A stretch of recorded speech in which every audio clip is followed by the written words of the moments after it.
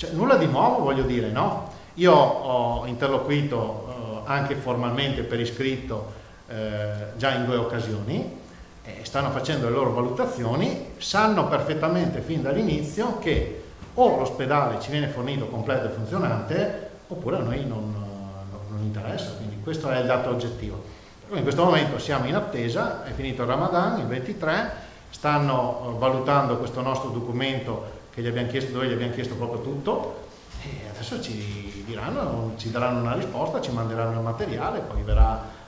inserito nell'ospedale, vedremo come si fa a montare. Una volta che si è visto come si fa a montare, se ad ottobre dovesse servire serve, se no viene smontato, impacchettato, messo nei container e immagazzinato qualora dovesse servire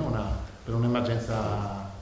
nazionale o internazionale, perché poi dopo una struttura del genere serve a emergenze internazionali. Le strategie le abbiamo gestite noi, cioè non è che non le abbiamo fatte. Il fatto che abbiamo per esempio riaperto 5 ex ospedali faceva parte delle nostre strategie, quindi non farei un paragone con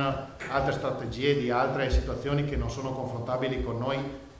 che poi ha seguito magari anche qualche consulente esterno particolarmente esperto. Noi ci siamo arrangiati e abbiamo privilegiato la riapertura di 5 ex ospedali, perché comunque non si partiva da zero, ma si parte da una struttura già esistente, ovviamente da adeguare, eccetera, eccetera. Quello che sapete, insomma, i famosi 5 ospedali che non sono stati per fortuna utilizzati, ma che erano pronti qualora ci fosse stato un picco più alto rispetto alle previsioni